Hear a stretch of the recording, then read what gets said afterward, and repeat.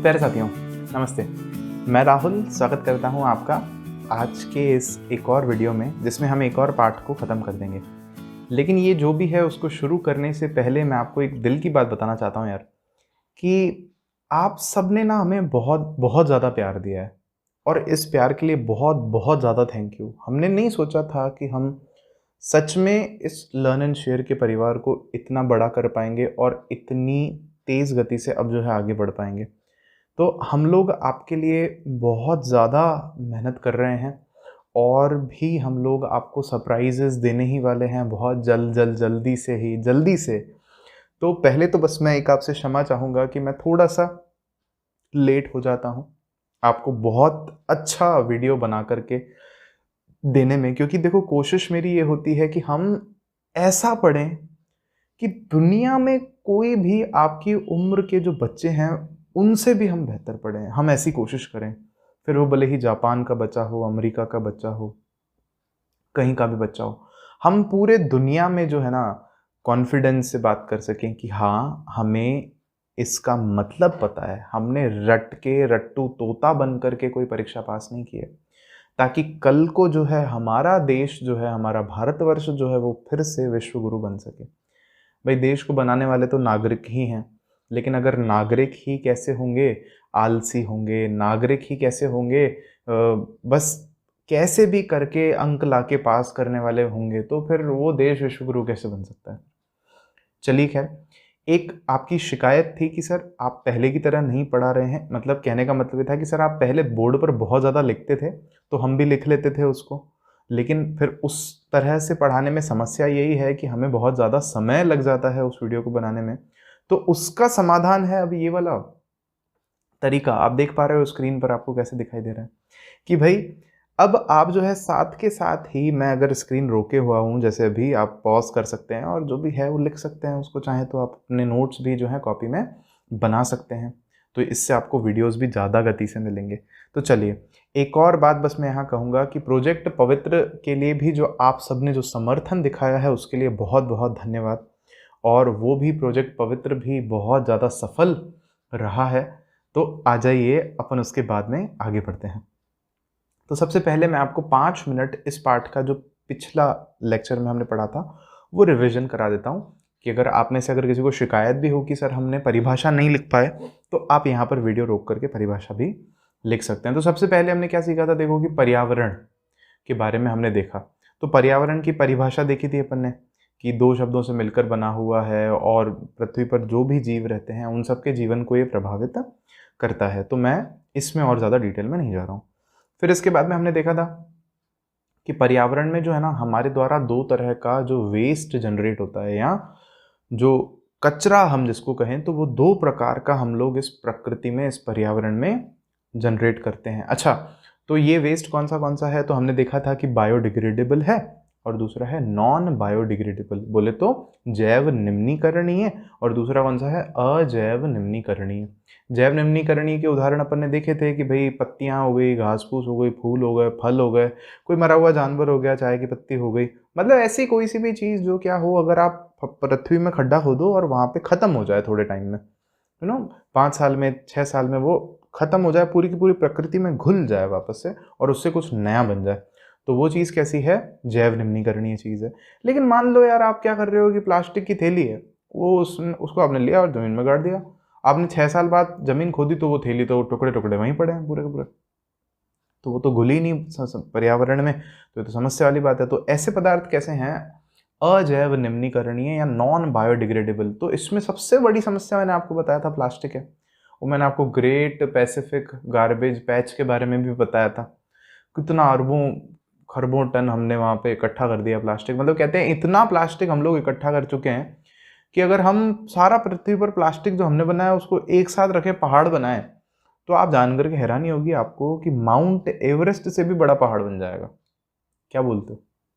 आप में से कुछ एक के दिमाग में ये होगा कि सर प्लास्टिक को जला देते हैं, अरे तिल्ली लगाते हैं, गैस बन जाती है, हो गया ना खत्म, पर्यावरण में खत्म हो गया। तो देखो नहीं, ये फिर थोड़ी सी ना हमारी गलत सोच है। समझना कैसे, जब हम उसको जलाते हैं ना तो कुछ एक जहरीली गैसें निकलती है पर्यावरण में, तो वो पर्यावरण का जो वायुमंडल है उसमें जो गैसों का जो अनुपात है उसको असंतुलित कर देंगी, और वो हमारे लिए, सभी जीवों के लिए पृथ्वी पर घातक है। तो जो प्राकृतिक कारकों से अपने आप खत्म हो जाए वो क्या है, जैव निम्नीकरणीय है। और अजैव निम्नीकरणीय जो प्राकृतिक कारकों से खत्म नहीं होता अपने आप। और इसमें और उदाहरण क्या थे, एल्यूमिनियम था, या मान लो उसके अलावा हमारे पास में कैन टिनविन नहीं आते एल्यूमिनियम के, या उसके अलावा जैसे मान लो लोहे की चीज़ें हैं, या मान लो कुछ और ऐसे थोड़े बहुत पदार्थ जैसे रसायन हैं जो हम ज़मीन में फसलों में डालते हैं बहुत सारे, तो ऐसे तो ख़त्म होते नहीं हैं, वो मस्त तबाही मचाते हैं। फिर उसके बाद मैंने आपको बताया था किताब में 2 प्रश्न थे कि ये दोनों तरह के जो पदार्थ हैं ये पर्यावरण को किस तरह से प्रभावित करते हैं। तो वो पर्यावरण को प्रभावित किस तरह से करते हैं यहाँ पर दोनों का ही लिखा हुआ है, 2-2 3-3 पॉइंट, ये आप अपने आप से लिख सकते हो। फिर उसके बाद अपन ने पढ़ा था पारितंत्र के बारे में, जिसको हम लोग बोलते हैं इको सिस्टम। तो इको सिस्टम अपन ने अच्छे से समझा था कि एक तंत्र है जिसमें क्या है, जैविक घटक भी हैं और अजैविक घटक भी हैं, मतलब जिंदा भी हैं और मरे हुए भी हैं। मतलब जिंदा मतलब जैसे मान लो पेड़ पौधे हो गए, हम हो गए, जानवर हो गए, या उसके अलावा मान लो और भी कुछ अगर ऐसे हैं कि टिड्डे वगैरह हो गए, बैक्टीरिया हो गए, ये सब आ गए। और अजैविक कौन से हो गए, पत्थर हो गए, मिट्टी हो गई, तापमान हो गया, वायुमंडल हो गया, हवा हो गई, पानी हो गया, ये सब चीज़ें हो गई। तो ये दोनों आपस में जब अन्योन्य क्रिया करते हैं, आदान प्रदान करते हैं, मतलब जो जैविक हैं देखा जाए तो एक तरह से अजैविक पर निर्भर हैं। जैसे कि मान लो हमारे लिए अगर पानी नहीं हो तो हम तो राम नाम टंग नंग टंग ठीक है। तो ये है बात। तो दोनों जब एक दूसरे से अन्योन्य क्रिया कर रहे हैं तो उसको हम लोग क्या कह रहे हैं, पारितंत्र, उस तंत्र को जिसमें ये दोनों अपने एक दूसरे से अन्योन्य क्रिया कर रहे हैं। बाकी परिभाषा यहाँ पर लिखी हुई है आपके पास में सामने, और उसके उदाहरण भी पारितंत्र के अपन ने देखे थे कि प्राकृतिक पारितंत्र तो है, जंगल है, और उसके अलावा नदी है, समुद्र है। लेकिन कृत्रिम पारितंत्र की अगर अपन बात करें, कृत्रिम मतलब मैनमेड, अपन ने बनाया जिसको आर्टिफिशियल, तो बोला कि अपने घर पे वो नहीं लाते क्या, वो मछली रखने के लिए क्या बोलते हैं उसको, एक्वेरियम, जलशाला भी बोलते हैं उसको। तो अगर वो है तो वो एक मानव निर्मित पारितंत्र का उदाहरण हो गया। एक गार्डन है तो गार्डन भी एक मानव निर्मित पारितंत्र का उदाहरण हो गया। या ये घर है अपना, तो ये घर भी एक मानव के द्वारा बनाया हुआ पारितंत्र हो गया ना। तो ऐसे उदाहरण हैं। फिर हमने देखा था कि जीवन के निर्वाह के आधार पर जीवों का वर्गीकरण किस तरह से हमने किया था। तो हमने 3 भागों में वर्गीकरण किया था। पहला भाग था हमारे पास में उत्पादक। उत्पादक मतलब बनाने वाले। बनाने वाले कौन है पृथ्वी पर, सब कुछ बनाने वाले, पेड़ पौधे। अगर पेड़ पौधे नहीं होंगे, पादप नहीं होंगे, या हरे बैक्टीरिया जो हैं, जो प्रकाश संश्लेषण करने वाले बैक्टीरिया हैं, अगर वो नहीं होंगे तो ना आप होगे मेरे दोस्त, ना हम होंगे। तो ना ही अरिजीत सिंह का गाना होगा कि मिले हो तुम हमको। अरिजीत का थोड़ी था वाला, खैर छोड़ो, अपने को क्या करना है। इधर आ जाओ, तुम्हारी उम्र नहीं अरिजीत के गाने सुनने की, पिटोगे ना वहीं पर आकर के, तुम्हारी पिटाई लगाएंगे हम लोग। तुमको तो बस भगवान को ऐसे प्रार्थना वार्थना करके ऐसे और आ जाना चाहिए पढ़ाई करने, ठीक है। टीचर के गाने सुना करो, ये गाना गा रहा हूँ मैं, ये हमारा पर्यावरण का, ये गाना सुनना है तुमको। तो उत्पादक कौन है, सारे के सारे पेड़ पौधे और काफ़ी सारे बैक्टीरिया हैं, जैसे साइनो बैक्टीरिया होते हैं। तो ये क्या करते हैं, प्रकाश संश्लेषण करते हैं और खाना बनाते हैं, और उसी से फिर हम सब लोग जिंदा हैं, डायरेक्टली या इनडायरेक्टली। तो ये तो हो गया उत्पादक की बात। फिर उसके बाद थी हमारे पास में ये था कि हाँ, एक पॉइंट, उत्पादक जो है वो स्वपोषी होते हैं, किसी और पर निर्भर नहीं करते। सूरज से ऊर्जा ले लेते हैं और उस ऊर्जा का प्रयोग करके जो हमारे पास में अकार्बनिक पदार्थ हैं, जैसे कि कार्बन डाइऑक्साइड है, जैसे कि पानी है, तो उनकी सहायता से वो लोग क्या करते हैं, कार्बनिक पदार्थ बनाते हैं, जैसे ग्लूकोज हो गया या और ऐसी चीज़ें हो गई। फिर उसके बाद क्या है हमारे पास में, उपभोक्ता दूसरे जो हैं, उपभोक्ता हम सब उपभोक्ता ही हैं। उपभोक्ता में भी अलग अलग हमने लेवल बना दिए थे। एक तो था सबसे पहला प्राथमिक उपभोक्ता था, या चलो प्राथमिक उपभोक्ता द्वितीयक पर आते हैं। पहले क्या था यहाँ पर हमारे पास में, सबसे पहले सॉरी शाकाहारी था। तो शाकाहारी कौन है, जो केवल पेड़ पौधों को खाते हैं, फल सब्जी खाते हैं जो। फिर उसके बाद हमने देखा था कि मांसाहारी थे। तो मांसाहारी कौन है, जो मांस खाते हैं, जो मतलब शाकाहारी जीव है ना उसको खा रहे हैं, तो मांसाहारी हो गए।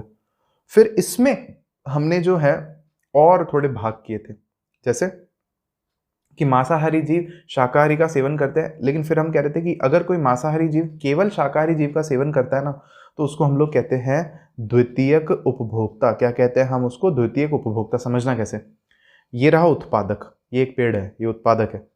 इसको मान लो एक टिड्डे ने खाया, टिड्डे थे ना ग्रास हॉपर, वो अभी उड़ भी रहे थे जो देश भर में बताया था मैंने आपको, तो उसने खाया। तो ये ग्रास हॉपर तो कौन हो गया, शाकाहारी बोल लो इसको, यहाँ पे इसको बोल लो प्राथमिक उपभोक्ता। फिर इस टिड्डे को किसने खा लिया, मेंढक ने खा लिया मान लो, तो मेंढक कौन हो गया, द्वितीयक उपभोक्ता। और मेंढक को ही आप लोग क्या बोलोगे, मांसाहारी भी बोलोगे। फिर मान लो उसी मेंढक को एक सांप ने खा लिया, तो जो सांप है वो हो गया तृतीयक उपभोक्ता। आई बात समझ में, और मांसाहारी तो वो है ही, कोई प्रॉब्लम नहीं है उसमें, तृतीयक उपभोक्ता। ऐसे ऐसे करके जब आप एक से ऊपर एक से ऊपर एक जाते थे ना, तो सबसे एंड में जो उपभोक्ता होता है उसको हम लोग एपेक्स कंज्यूमर बोलते हैं या शीर्ष उपभोक्ता बोलते हैं, सबसे ऊपर वाला उपभोक्ता, सबसे उसको और फिर कोई खाने वाला नहीं है ऐसे। फिर उसके बाद हमने देखा था सर्वाहारी, सर्वाहारी माने वो ओमनीवोरस बोले, दोनों खाता है, ये पेड़ पौधा भी खा लेगा और ये मांस भी खा लेगा। अच्छा बोले उदाहरण क्या है, तो उदाहरण कुत्ता हो गया अपना। तो कुत्ते देखो अपने आसपास नहीं मीट वीट की दुकान होती है कहीं पर, मेरे को तो खैर वहाँ बहुत बदबू आती है, मैं रुकता ही नहीं हूँ, लेकिन हाँ मैंने ये ज़रूर नोटिस किया है कि बहुत ज़्यादा वहाँ पर ना कुत्ते इकट्ठे रहते हैं, हमेशा ही इंतजार में बैठे रहते हैं कि कोई बोटी फेंकेंगे, कचरा भी जो मतलब उनका निकलेगा वो खाएंगे वो। तो कुत्ता मीट भी खाता है, लेकिन वही कुत्ते अपने घरों के बाहर आकर के रोटी या टोस्ट भी देते हैं अगर अपन उनको, तो वो खा लेते हैं। क्लियर हुई ये बात आपको। फिर इसके बाद क्या है हमारे पास में, परजीवी। तो परजीवी कौन है, सारे के सारे जैसे मैंने आपको बताया था, ये अपने भोजन के लिए और रहने के लिए, निवास स्थान के लिए किसी और जीव पर निर्भर करते हैं, उसके ही पास में कहीं, उसके शरीर पर ही कहीं रहते हैं। जैसे जूं हो गई, सर में रहती है, मेरे नहीं है सर में, तुम खुद का सर चेक करो, ठीक है। या उसके अलावा वो होती है ना लीच, चिपक नहीं जाती क्या ऐसे, मांस पे चिपक जाती है, फिर उसको जला के पता नहीं क्या उतारते हैं, वो एनाकोंडा पिक्चर में भी दिखाया था ऐसा। अभी एनाकोंडा पिक्चर देखने मत चल जाना, अभी एग्जाम आ रहा है तुम्हारे बेशर्मो इधर। तो ये हो गया अपना परजीवी तक का। अब उसके बाद तीसरे जो हमारे जीव हैं इस पर्यावरण में, जो अंतिम प्रकार था, वो है जैव अपघटक। ये बहुत इंटरेस्टिंग है। जैव अपघटक कौन है, जैसे हमारी प्रकृति में यार क्या हुआ, देखो सपोज करो कि बहुत सारे पेड़ पौधे हैं, फूल हैं, फल है, सब्जियां हैं, कीड़े हैं, टिड्डे हैं, मकोड़े हैं, जानवर हैं, हम हैं, तो ये सब मरेंगे भी तो सही ना। जो भी जीवित हैं वो मरेंगे भी, सही बात है, तो उनको ख़त्म भी तो करना पड़ेगा ना। तभी तो फिर उनके अंदर जो न्यूट्रिएंट्स हैं, जो पदार्थ हैं, वो सारे के सारे वापस से घूम करके आएंगे और उनसे जो है नए जीव बनेंगे प्रकृति में। तो ये जैव अपघटक क्या करते हैं कि जो हमारे अंदर जो भी जीवित जो प्राणी हैं उनके अंदर जो क्या हैं मॉलिक्यूल्स हैं, जो कॉम्प्लेक्स मॉलिक्यूल्स हैं, हाइड्रोकार्बन्स हैं, जैसे कि बोला ग्लूकोज हो गया, या डीएनए के जो स्ट्रक्चर्स हो गए, आरएनए हो गए, ये सब इतने कॉम्प्लिकेटेड स्ट्रक्चर हैं, इन सबको तोड़ करके, इन संरचनाओं को तोड़ करके वापस सरल अणुओं में बदल देते हैं। जैसे कार्बन डाइऑक्साइड में बदल दिया, वापस पानी में बदल दिया, वापस इसमें बदल दिया, उसमें बदल दिया। तो ये जो बात है, कौन सी बात है, ये जो करने वाले हैं इस तरह से कॉम्प्लिकेटेड जीव अणुओं को सरल अणुओं में वापस बदल देते हैं, जीवित से वापस उनको निर्जीव अवस्था में बदल देते हैं, तो वो कौन है, हमारे के सारे जैव अपघटक। तो इसका उदाहरण कौन सा था, इसका उदाहरण हमने देखा था ना, वो राइजोपस वाला, कवक फंगस, वही उदाहरण, बिल्कुल 8वें पाठ में हमने देखा था, आपको अच्छे से याद है, मुझे बहुत खुशी है इस बात की। तो यही पता है आपको कारण है कि काफ़ी लोग जो है मशरूम नहीं खाते। मशरूम मतलब काफ़ी धर्मों में मना है, जैसे जैन धर्म में मशरूम नहीं खाते हैं। अच्छा मशरूम क्यों नहीं खाते, बोलते हैं मशरूम शाकाहारी में नहीं आता। तो ऐसा क्यों, तो समझना क्या कि मान लो किसी जंगल में कोई जानवर मर गया, तो वो मरा, जहाँ उसका शरीर गिरा, तो वहाँ पर क्या हुआ, बहुत सारे कवक जो हैं, फंगस जो हैं, वो इकट्ठे हुए, और उसको तोड़ने लग गए, उसको तोड़ना उन्होंने चालू कर दिया। किसको तोड़ रहे हैं, ये सारे के सारे जो कवक हैं, ये तोड़ रहे हैं उस जीव को, और उससे बना रहे हैं छोटे छोटे सरल क्या हमारे पास में अणु, जैसे कार्बन डाइऑक्साइड बना लिया है ना, अमोनिया गैस निकाल दी मान लो, या मीथेन गैस निकाल दी उससे बाहर, या मान लो पानी निकाल दिया उससे बाहर। तो ये सरल में बदल दिया उसको, ग्लूकोज जैसे कॉम्प्लिकेटेड जो हमारे पास में अणु थे उसको किस में बदल दिया, सरल संरचना वाले अणुओं में बदल दिया। और वही अणु फिर क्या होंगे, जाएंगे मान लीजिए किसमें, जमीन में जाएंगे, किसी पादप की जड़ों में जाकर के फिर वो पेड़ नया वापस से उग जाएगा। तो समझ में आई मेरी बात आपको। तो क्योंकि वो जो मशरूम है वो एक मरे हुए जीव के ऊपर ही कहीं पर उग रहा है, तो फिर वो लोग बोलते हैं कि यार ये एकदम शाकाहारी नहीं है, एकदम पेड़ वाली बात नहीं है इसमें, इसलिए काफ़ी लोग उसको नहीं खाते हैं। खुम्बी भी इसको बोलते हैं काफ़ी जगहों पर, आपके यहाँ पर क्या बोलते हैं वो आप देख लेना। तो इतना प्यारे साथियों हमने पढ़ लिया था पिछले लेक्चर में। अब अपन बढ़ रहे हैं आगे। अब तुमने आगे बढ़ने से पहले मेरे को एक बात तो बताई नहीं, मैं दाढ़ी में कैसा लग रहा हूँ, एकदम मतलब लुक आ रहा है कि नहीं आ रहा है? मजाक कर रहा हूँ। ये दाढ़ी मेरे को इसलिए बढ़ानी पड़ रही है, ये मेरे को ना फेशियल वार्ट्स हो रहे हैं, इनको मस्से बोलते हैं, और इनका इलाज भी काफ़ी लंबे समय से चल रहा है। तो उम्मीद है कि जल्दी ये ठीक हो जाएंगे। लेकिन अगर फिर भी आप बोलोगे कि नहीं सर दाढ़ी में बढ़िया लगते हो, तो दाढ़ी रखेंगे ना यार, कहाँ दिक्कत है, खेती है उगती रहती है अपने आप ही, खैर अपने को क्या ही करना है इसमें। इधर देखो, तो इधर क्या है हमारे पास में, अगला टॉपिक है आहार श्रृंखला। ठीक है, तो आहार श्रृंखला देखो नाम से ही क्लियर है, क्या है, जीवों की श्रृंखला है। अच्छा इसमें क्या होता है जी, तो इसमें क्या होता है कि अनुक्रम होता है, जीवों का एक रैखिक अनुक्रम होता है। अनुक्रम का मतलब क्या होता है, सीक्वेंस। रैखिक माना लीनियर, एक लाइन में। जैसे मान लो सबसे नीचे एक जीव आएगा, अच्छा कौन सा जीव आएगा सबसे नीचे, तो जो उत्पादन कर रहा है वो आएगा, पेड़ पौधा आ गया। फिर उसके ऊपर कौन आएगा, उसको खाने वाला आएगा। अच्छा उसको खाने वाला कौन है, प्राथमिक उपभोक्ता है, या जिसको हम लोग क्या कहते हैं, शाकाहारी बोलते हैं। अच्छा उसके ऊपर कौन आएगा, तो शाकाहारी के ऊपर द्वितीय उपभोक्ता आएगा। द्वितीय उपभोक्ता को हम लोग क्या बोलते हैं, हम लोग मांसाहारी बोलते हैं। या अब उसके ऊपर जो है कौन आएगा, उसके ऊपर मांसाहारी में भी वो वाला मांसाहारी आ जाएगा जो पहले वाले उसको शाकाहारी को खा जाता है। क्लियर हुई ये बात? तो ये अब इसमें हम क्या कह रहे हैं कि यहाँ पे क्या हो रहा है, ये शब्द बहुत ज़रूरी है। अगर एग्जाम में आपसे आहार श्रृंखला की डेफिनेशन पूछता है तो यहाँ ध्यान देना ध्यान से, कि उस अनुक्रम में जिसमें क्या हो रहा है, पोषक तत्व, क्या कह रहे हैं हम लोग, जिसमें पोषक तत्व और ऊर्जा का एक जीव से किसी अन्य जीव में हस्तांतरण होता है। और कब होता है ऐसा, जब एक जीव दूसरे जीवन को खा जाता है या उसका सेवन करता है। तो एक दूसरे को क्यों खाता है, क्योंकि उसको पोषक तत्व मिलेंगे, और उस पोषक तत्व से क्या मिलेगा, उसको ऊर्जा मिलेगी। क्लियर है? तो उसके बाद क्या है, एक छोटी सी बात, कि किसी भी आहार श्रृंखला का जो प्रत्येक स्तर है ना, जैसे मान लो ये स्तर हो गया, ये स्तर हो गया, ये स्तर हो गया, तो ये सभी स्तर क्या हैं, क्या कहलाते हैं, पोषी स्तर कहलाते हैं। बहुत सरल सी बात है। आहार श्रृंखला का प्रत्येक स्तर क्या कहलाता है, पोषी स्तर कहलाता है। तो अब उसके बाद क्या है हमारे पास, आहार श्रृंखला के आधार पर हमने प्राथमिक रूप से उत्पादक होते हैं, और फिर उसके बाद में हमने क्लियर बता रखा है, देखो इसमें उत्पादक में कौन कौन है, साइनोबैक्टीरिया हैं, शैवाल हैं, पादप हैं। फिर उसके बाद क्या है कि जो प्राथमिक जीव को खा जाता है, इसको उत्पादक को, तो उसको हम लोग प्राथमिक उपभोक्ता बोलते हैं। तो ये कौन है, सारे के सारे शाकाहारी है, या पौधे खाने वाले जो भी हैं वो सभी। फिर उसके बाद क्या है, वो जीव जो प्राथमिक उपभोक्ता का सेवन करते हैं उसको हम द्वितीयक उपभोक्ता कह रहे हैं, या सामान्यतः हम लोग कह रहे हैं कि वो मांसाहारी है। फिर उसी के ऊपर आगे भी जो है मैं बता रहा हूँ आपको, वही एग्जाम्पल चलते जाएंगे। जैसे कि मान लो बाज और जो बड़ी मछलियां हैं वो कौन है, आप यूँ कह सकते हो द्वितीयक उपभोक्ता है। मतलब मांसाहारी में भी ऊपर वाले मांसाहारी हैं, छोटी मछलियों को खा रहे हैं। या बाज हो गया तो बाज तो चूहा हुआ पकड़ के ले गया, या सांप वाँप पकड़ लेता है, बाज तो भाई पता नहीं, खतरनाक ही मामला है। ठीक है, और ये बात मैंने आपको बताई दी थी कि किसी भी आहार श्रृंखला में सबसे ऊपर जो उपभोक्ता होता है ना, उसको हम लोग क्या बोलते हैं, शीर्ष उपभोक्ता बोलते हैं। यहां पर भी मुझे पूरी उम्मीद है आपको कोई डाउट नहीं होगा। तो अब देखो हमारी किताब में यहाँ पर पोषी स्तर ऐसे दिखा रखे हैं कि सबसे नीचे कौन है, उत्पादक हैं, फिर कौन है, प्राथमिक उपभोक्ता है, फिर कौन है, द्वितीयक उपभोक्ता, फिर कौन है, तृतीयक उपभोक्ता हैं।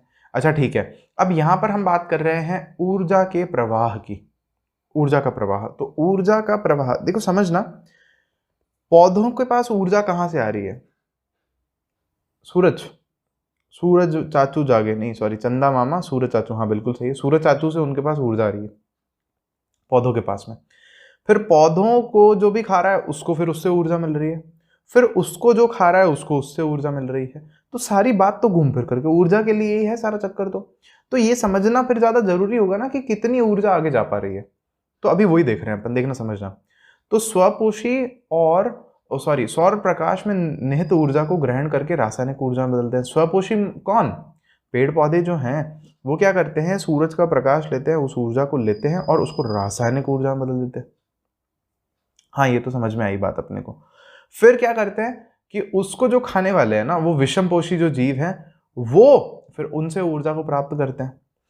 तो एक बात हमने पिछले चैप्टर में पढ़ी थी, यहाँ पे क्या दिक्कत होती है कि जब इस तरह से अगर ऊर्जा का ट्रांसफर होता है ना एक से दूसरे में, तो काफी सारी जो ऊर्जा है वो पर्यावरण में अनुपयोगी ऊर्जा के रूप में ह्रास हो जाती है या खर्च हो जाती है फालतू फोकट में। ठीक है, जैसे अभी आपको जानकर के बहुत ज्यादा हैरानी होगी कि मान लो ऊर्जा को हम किस में बात कर रहे हैं, झूल में बात कर रहे हैं। मान लो एक पूरे दिन में एक जो बड़ी पत्ती है किसी पेड़ की, कोई सा भी पेड़ जो आपका फेवरेट हो, केले का पेड़ ले लो, कोई दिक्कत नहीं, बहुत बड़ी पत्ती है उसकी, तो उस पर मान लो सूरज जो है सौर ऊर्जा गिरा रहा है, और वो कितनी सौर ऊर्जा गिरा रहा है, 100 झूल मान लो, 100 झूल उसके पे ऊर्जा गिरा रहा है। लेकिन वो पत्ता होता है कितनी ग्रहण कर पाता है, कितनी सच में अंदर ले पाता है, दिमाग खराब हो जाएगा जानकर के, केवल 1%। कितनी?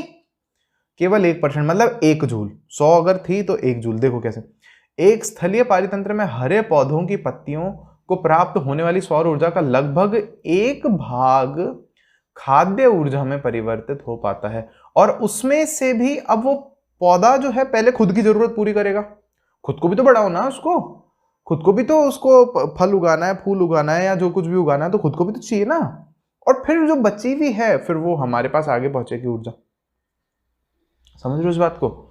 तो जब प्राथमिक उपभोक्ता उस हरे पौधे को खाते हैं, ठीक है, तो कितनी ऊर्जा उनको मिलती है उससे? 10% ऊर्जा। जैसे मान लो वो जो पेड़ है, अब उसमें मान लो कि कितनी ऊर्जा इकट्ठी हो गई, मान लो एक फल में मान लो 100 झूल, एक मान लो आम का फल है इतना बड़ा, उसमें कितनी ऊर्जा इकट्ठी हो गई? 100 झूल। मैंने खाया उसको, वो आता है ना वो स्लाइस वाली एडवर्टाइज वाली, टीवी में दिखाते हैं ना, हाँ ऐसे आम खा रहे, अभी वो तो मजाक ही करते हैं भाई, ऐसे बोले हाँ असली आम का रस। तो मान लो मैंने वो आम का रस खा लिया, या असली आम का रस वाली एक बोतल पी ली मैंने, तो उसमें से पता मेरे शरीर को कितनी ऊर्जा मिलेगी? केवल 10%, मतलब 10 जूल, 90 जूल गई। समझ में आई? बाकी क्या है, वेस्ट हो गई वहां पे। तो यही चीज हमने यहाँ पर लिखी है। कुछ मात्रा का उपयोग विभिन्न जैव कार्यों में वृद्धि एवं जनन में होता है। खाए हुए भोजन की मात्रा का लगभग 10% ही जैव मात्रा में बदल पाता है, मतलब हमारे शरीर में सच में आत्मसात हो पाता है, उससे कुछ और बन पाता है या अगले स्तर पर जा पाता है। अतः हम लोग कह सकते हैं कि प्रत्येक स्तर पर उपलब्ध कार्बनिक पदार्थों की मात्रा का औसतन 10% ही उपभोक्ता के अगले स्तर पर पहुंचता है। समझ में आई आपको ये बात? ठीक है, मतलब पहले पादप के पास कितनी आएगी? 1% आएगी सूरज से, फिर वहां से कोई भी अगर एक दूसरे को खा रहा है तो उनके पास केवल इसका 10% जाएगी, फिर उसका भी केवल 10% आगे जाएगी, फिर उसका भी केवल 10% आगे जाएगी। इसका मैं एक काम करता हूं, आपको एक एग्जाम्पल यहां पर लिख करके दिखाता हूं, ध्यान से देखना।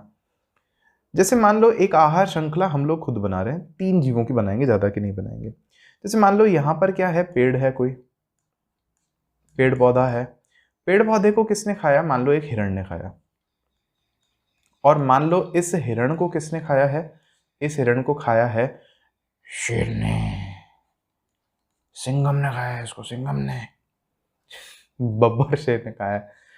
तो समझना, जैसे मान लो एक बार के लिए कि इस पेड़ के पास में जो ऊर्जा थी वो कितने झूल थी? अपन मान लेते हैं वो थी 1000 झूल। हालांकि 1000 जूल नहीं थी, लेकिन मानने में तो क्या ही जा रहा है, 1000 जूल।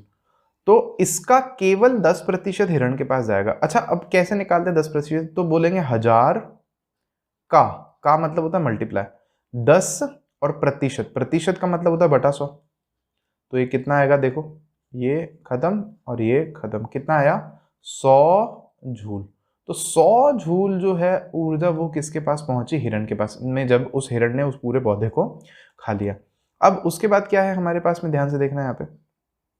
अच्छा, अब केवल 100 जूल का 10%, 100 जूल का भी केवल कितना? 10% जो है वो किसके पास जाएगा? शेर के पास में। तो ये कैसे निकालेंगे अपन? 100 जूल का 10%, प्रतिशत मतलब बटा 100। तो ये खत्म हो गया, यहाँ पे कितना बचा? 10 झूल। तो इस शेर को केवल कितनी ऊर्जा मिली? 10 झूल उस हिरण को खाने से। अच्छा, यहां से आप लोग एक बात समझ पा रहे हो? देखो, इसका मतलब ये है कि जैसे जैसे आप उच्च पोषी स्तर पर जाएंगे, भाई ये पोषी स्तर बदल रहा है, ये वाला पोषी स्तर कौन सा है हमारे पास में, उत्पादक है, फिर ये शाकाहारी है या प्राथमिक उपभोक्ता है, और ये द्वितीयक उपभोक्ता है। तो जैसे जैसे आप ऊपर स्तर पर जाओगे वैसे वैसे क्या होगा, वैसे वैसे क्या होगा, जो मिलने वाली उस जीव को ऊर्जा है वो कम हो जाएगी। तो अगर ऊर्जा ही कम होगी तो वो जीव भी बहुत कम होंगे। तो इसीलिए पृथ्वी पर सबसे ज्यादा, मान लो इस, अगर हम चेन की बात करें, इस श्रृंखला की बात करें, तो सबसे ज्यादा कौन है हमारे पास में, पेड़ है। फिर उससे कम कौन है हमारे पास में, हिरण है। और हिरण से भी कम कौन है हमारे पास में, शेर है। आई बात समझ में, क्लियर है सबको? चलिए तो बढ़िया है। एग्जाम में ऐसा पूछता है, एग्जाम में ऐसा भी पूछता है कि मान लीजिए इन तीन की एक आहार श्रृंखला है, और आपसे केवल ये पूछ लेगा कि मान लीजिए शेर को जो है 500 जूल ऊर्जा प्राप्त होती है हिरण को खाने से, तो आप ये बताइए कि पेड़ को कितनी ऊर्जा रही होगी जिसको हिरण ने खाया था।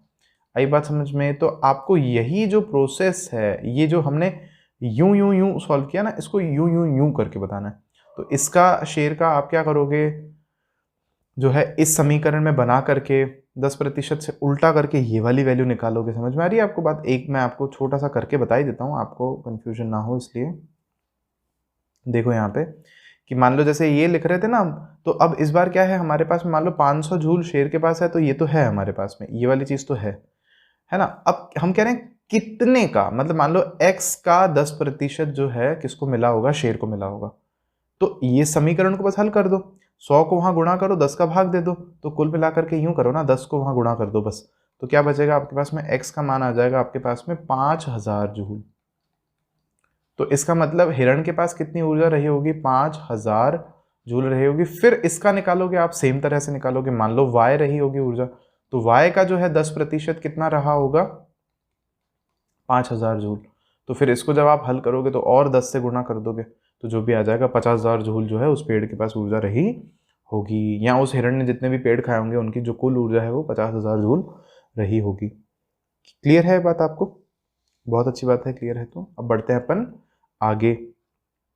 खैर एक बात यहाँ पर आप नोटिस और भी किए हो, वो यहाँ लिखी रखी है कि ऊर्जा का जो प्रवाह है वो एक ही दिशा में होता है। इसका मतलब है कि जैसे सूरज से ऊर्जा पेड़ पौधे में आ गई, पेड़ पौधे से हिरण में चली गई, हिरण से शेर में चली गई, शेर से आप में, नहीं नहीं नहीं नहीं, आप शेर को थोड़ी खाओगे, तो शेर में चली गई समझ लो। तो उल्टा नहीं होता, उल्टा नहीं होता मतलब क्या नहीं होता, कि ऐसा कभी नहीं होगा कि पेड़ पौधे की ऊर्जा सूरज में वापस चली जाए, नहीं नहीं नहीं नहीं। ऐसा भी नहीं होगा कि जो हिरण है उसकी ऊर्जा वापस पेड़ पौधे में चले ना। तो ऊर्जा का जो प्रवाह है वो केवल एक ही दिशा में होता है। तो अब देखो, मैंने आपको कहा था कि पहले जब हम पढ़ रहे थे कि जैविक आवर्धन या जो जैव आवर्धन है उसको हम आगे पढ़ेंगे, ये बढ़ रहे हैं हम अपने अगले टॉपिक पर। इसको इंग्लिश में हम लोग बोलते हैं बायोलॉजिकल मैग्निफिकेशन। आवर्धन का मतलब ही क्या होता है, मैग्निफिकेशन। तो ये वाला कौन सा है, बायोलॉजिकल मैग्निफिकेशन। क्या चीज है अभी बताते हैं आपको।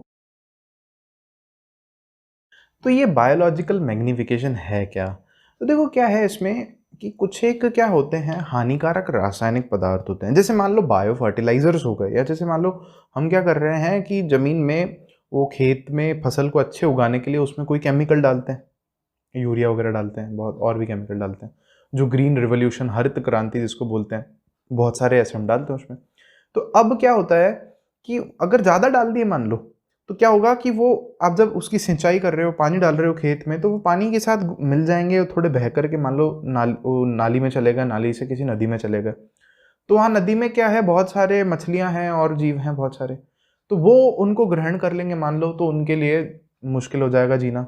या मान लो वो पानी हम लोग अगर काम में ले लेंगे तो हमारे लिए गड़बड़ हो जाएगी, या वो जो मिट्टी है उसकी भी सत्यानाश होगी फिर, क्योंकि बहुत ज़्यादा फर्टिलाइजर्स आ रहे हैं।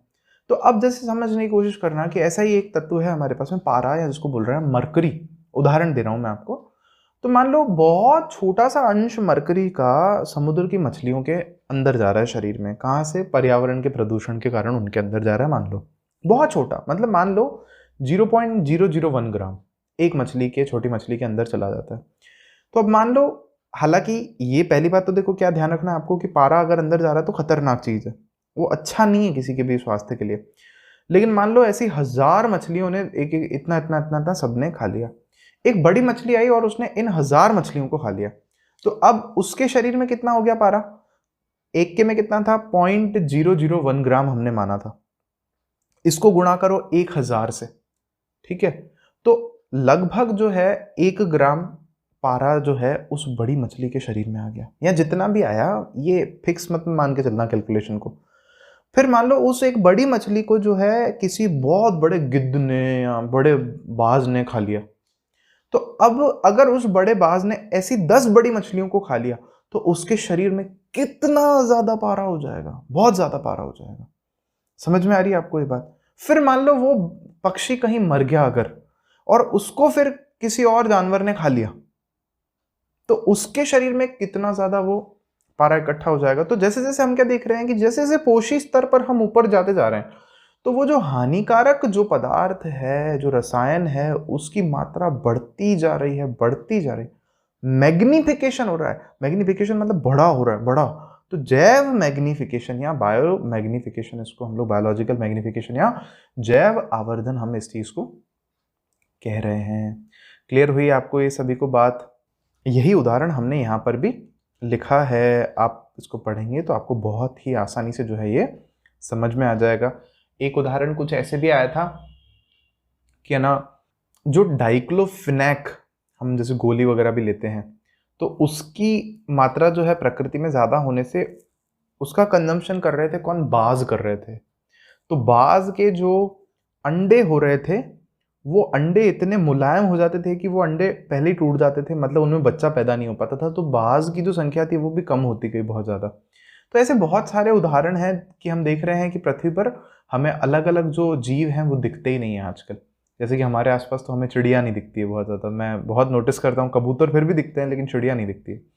खैर चलिए, उसके आगे क्या है हमारे पास में? अच्छा, एक छोटी सी चीज़ शायद मैंने मिस कर दी।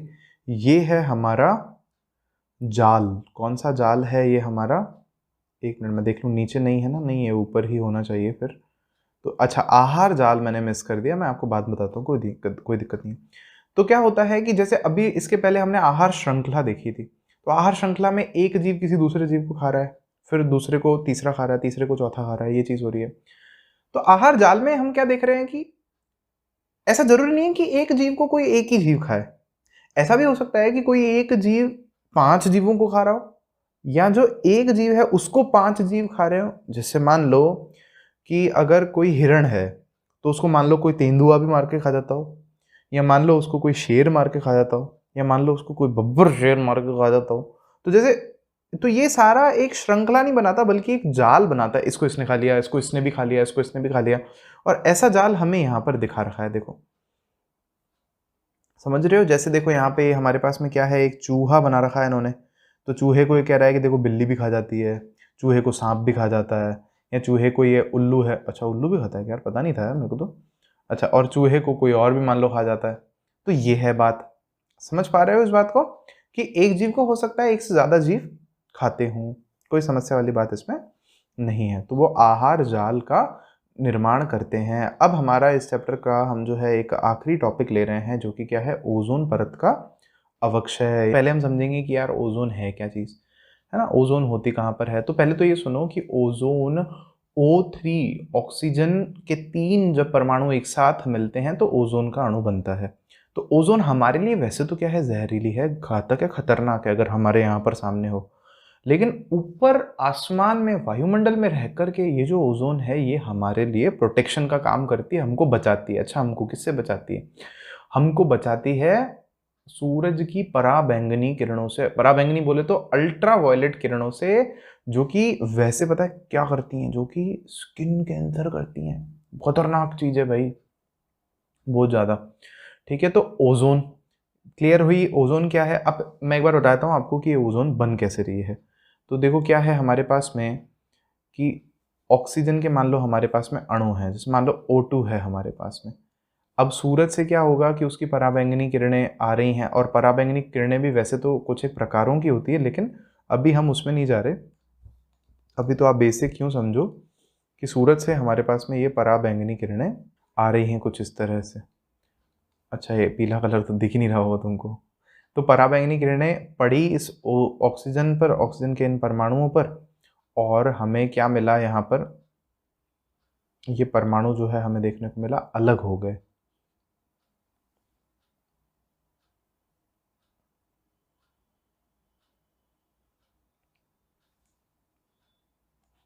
O+O। अब पराबैंगनी किरणों को ही हम यूवी रेज भी बोलते ही हैं। अब मान लो ये जैसे अलग हुए तो ऑक्सीजन तो क्या अनस्टेबल है, फट से जाके किसी और से जुड़ जाती है। तो इनमें से एक ऑक्सीजन क्या करेगी, किसी दूसरे O2 से जाकर के जुड़ जाएगी और क्या बना लेगी, O3 बना लेगी या ओजोन बना लेगी। और फिर इस तरह से वो जो ऊर्जा है वो वहीं खत्म हो रही है उसकी, यूवी रेस की, अल्ट्रावायलेट रेस की, वो हम तक नहीं आ रही। अगर हम तक आएगी तो हमारी स्किन पर जो है उससे कैंसर होने की संभावना बहुत ज़्यादा होती है। बहुत सारी रिसर्चेज हैं इसके बारे में, आप पढ़ भी सकते हो। एक छोटी सी बात यहाँ पर मैंने गड़बड़ लिखी है, ये किताब में भी शायद थोड़ा गलत लिखा हुआ है नई वाली में। यह पराबैंगनी विकिरण जीवों के लिए अत्यंत हानिकारक है। किसकी बात हो रही है, पराबैंगनी मतलब यूवी रेस की। तो ये हमने यहाँ लिखा है उदाहरणतः यह गैस मानव में नहीं, गैस की बात नहीं हो रही, ये पराबैंगनी किरणों की बात हो रही है। ये मानव में त्वचा कैंसर उत्पन्न करती है। कौन, पराबैंगनी किरणें। क्लियर हुई ये बात आपको, ठीक है। अब ये बात हमारे लिए ध्यान देने वाली क्यों है, क्योंकि हमारी पृथ्वी की पूरी सतह के ऊपर क्या है, ओजोन की परत है, वो हमें बचा रही है सूरज से। लेकिन क्या हुआ था, एक पदार्थ होते हैं जिनको हम लोग बोलते हैं CFC, देखो यहाँ लिखा हुआ है CFC, या जिनको बोलते हैं क्लोरोफ्लोरोकार्बन। इसमें क्या होते हैं, क्लोरीन होता है, फ्लोरीन होता है और हाइड्रोकार्बन के कंपाउंड होते हैं सामान्यतः।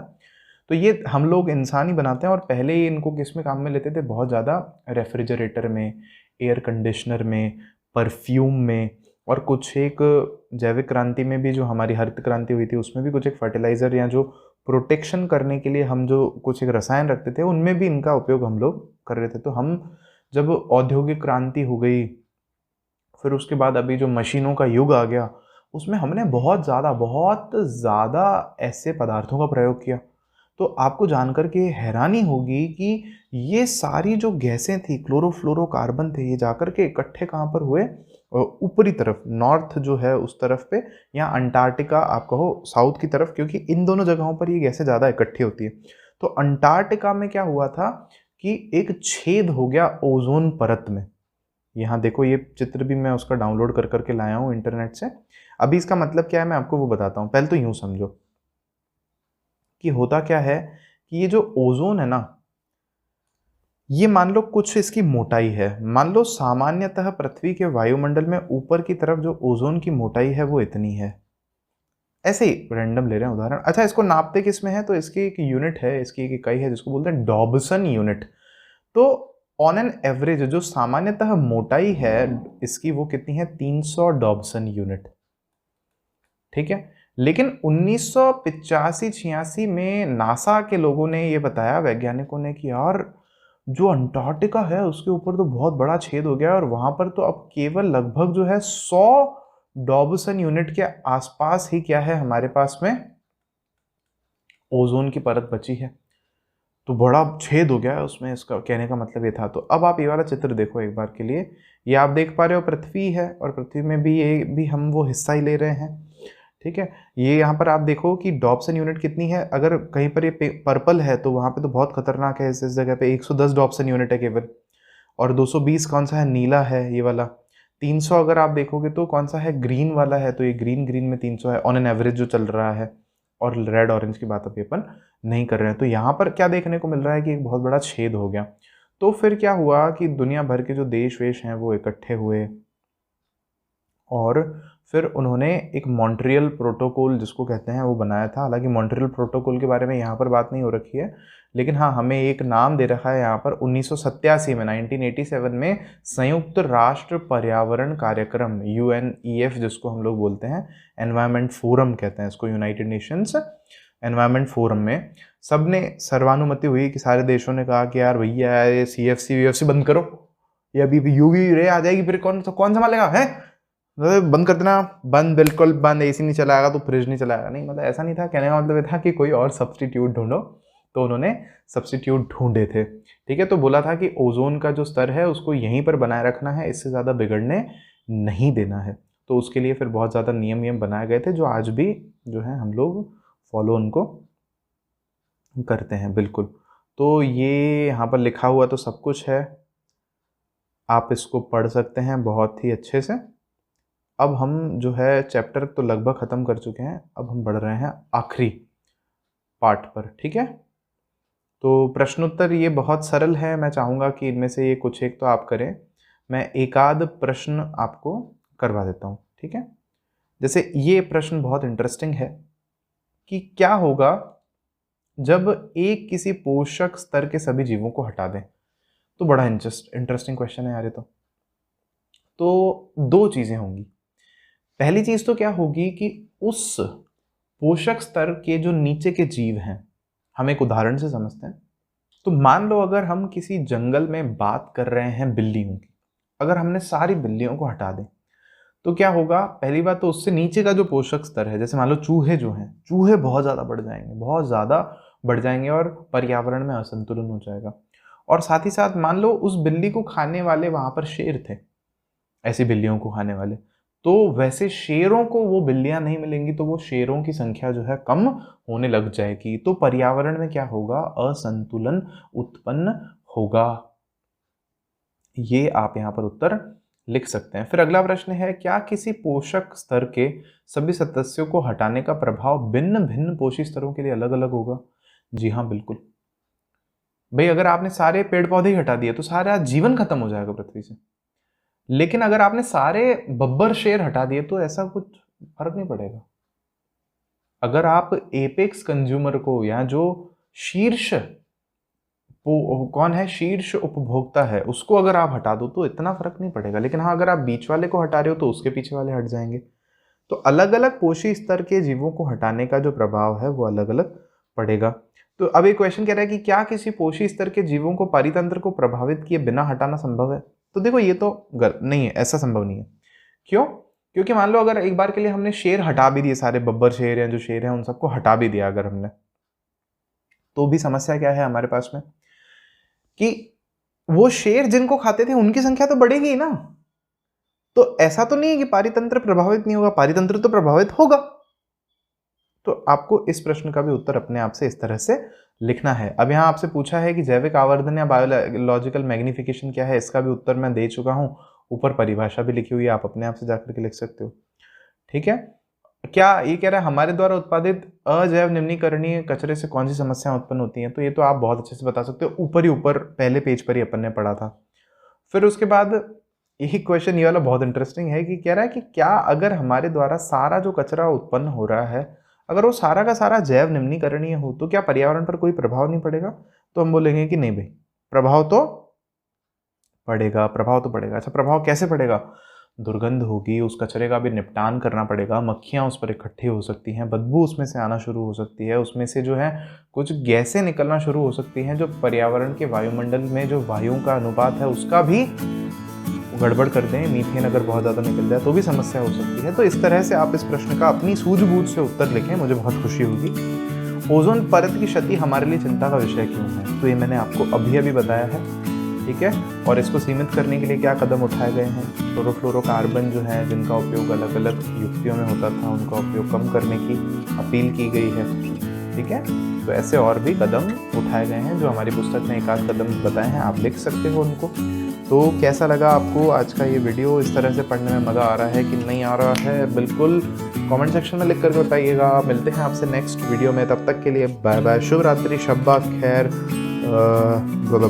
जो भी आगे और बोलते हैं, ठीक है, चलो बाय बाय।